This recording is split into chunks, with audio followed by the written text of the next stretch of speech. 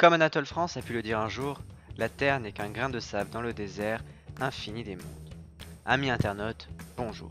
Aujourd'hui, il va être question de la Terre. Ben oui, parce que ne croyez pas qu'elle a toujours été là et qu'elle le sera toujours.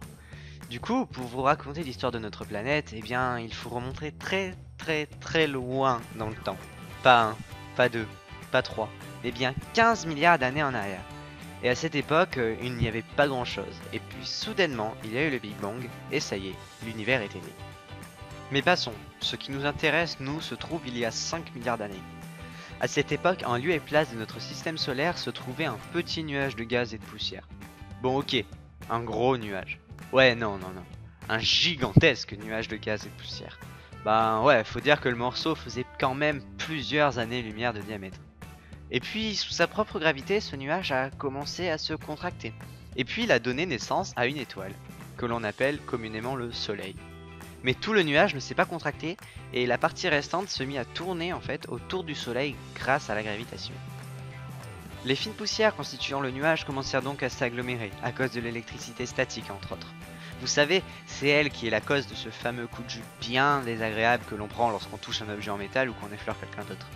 Eh bien il se trouve qu'elle a aussi la faculté de coller, si je peux dire, les grains de poussière entre eux. Et en fait, après avoir atteint une taille, mais surtout une masse suffisante grâce à l'électricité statique, ces petits objets, sous l'effet de la gravité, ont commencé eux aussi à se regrouper entre eux et s'attirer entre eux. Et c'est ainsi qu'au fur et à mesure des années et des collisions, 20 jeunes planètes, dites protoplanètes, virent le jour. La Terre se serait ainsi formée 30 millions d'années après la naissance de notre étoile. Seulement 20 millions d'années après, une protoplanète nommée Theia de la taille de Mars, donc oui, c'était un bon gros morceau, percuta la jeune Terre et pulvérisa toute une partie de sa couche supérieure. Et cette couche supérieure, elle fut envoyée dans l'espace et se mit en orbite autour de notre planète. Et en s'agglomérant, de la même manière que pour la Terre, ces débris ont donné naissance à la Lune. Mais ce n'est pas tout. En percutant la Terre, la protoplanète a aussi incliné l'axe de rotation de la planète. Donc en fait, cet événement à lui seul explique à la fois le phénomène de marée et les saisons. J'ai donc envie de dire bravo Theia.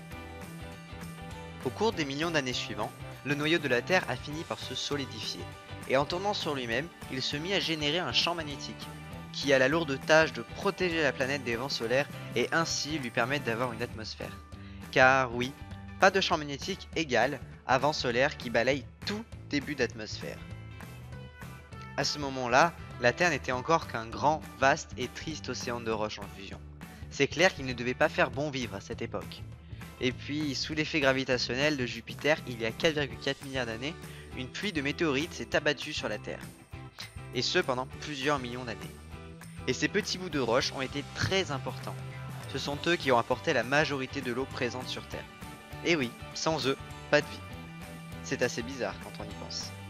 Du coup, après cette pluie intense, 150 millions d'années seulement après sa naissance, la Terre possédait déjà des continents et aussi des océans qui étaient verdâtres à cause de leur fort taux en fer. Et il y a 3,5 milliards d'années, sans que l'on sache encore trop pourquoi, sont apparues les premières bactéries.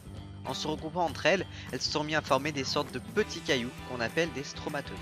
Et ces petits cailloux vivants vont donner à la planète un des éléments les plus importants, l'oxygène. Mais les stromatolites se trouvant dans l'eau, tout l'oxygène qu'ils produisaient servait uniquement à oxyder le fer contenu dans les océans. Du coup, le taux en oxygène de l'atmosphère, lui, ne bougea pas d'un pet pendant 1 milliard d'années. Oui, c'est long. Et puis, quand enfin tout le fer fut oxydé, l'oxygène commença à remplir notre atmosphère et cela dura 2 milliards d'années. Oui, là aussi, c'est assez long. Et en plus, pendant ce temps, la vie resta à l'état de bactérie. Donc elle évolua pas beaucoup, elle non plus. Et il y a 500 millions d'années, la vie commence enfin à se développer, vraiment. On commence à trouver les premières méduses, les premiers poissons, les premiers tout ce que vous voulez en fait. Mais toute cette vie se contentait pour l'heure uniquement des océans. Mais ça c'était avant que les premières plantes sortent de l'eau il y a environ 440 millions d'années. Les animaux, eux, suivront 30 millions d'années plus tard. Les premiers dinosaures, quant à eux, sont apparus il y a 230 millions d'années.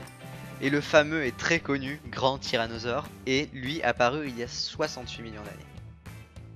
Sauf que, il y a 65 millions d'années, c'est le drame. Non, je déconne, c'est la fête. Bah oui, une énorme météorite est venue s'écraser sur Terre et fit disparaître les dinosaures. Pourquoi c'est la fête alors, me direz-vous? Eh bien tout simplement parce que c'est grâce à elle que les mammifères jusqu'alors restés cachés ont pu se développer et devenir les maîtres du monde. Et puis, il y a 7 millions d'années, les premiers hominidés commencèrent à fouler le sol terrien. Notre espèce à nous, Homo sapiens, est apparue il y a seulement 200 000 ans. Si cette vidéo retrace l'histoire de notre planète, elle permet également de mettre en évidence que nous sommes là depuis seulement 200 000 ans. Ce qui en comparaison aux 5 milliards d'années de notre bonne vieille planète n'est rien du tout. C'est même pas 1% de sa vie. On n'est donc pas grand chose. Cela laisse songeur. Enfin, j'espère que cette vidéo vous a plu.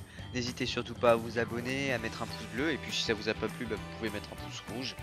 Vous pouvez aussi regarder notre dernière vidéo qui traitait de la télévision. Allez, je vous laisse, et puis on se dit à très vite.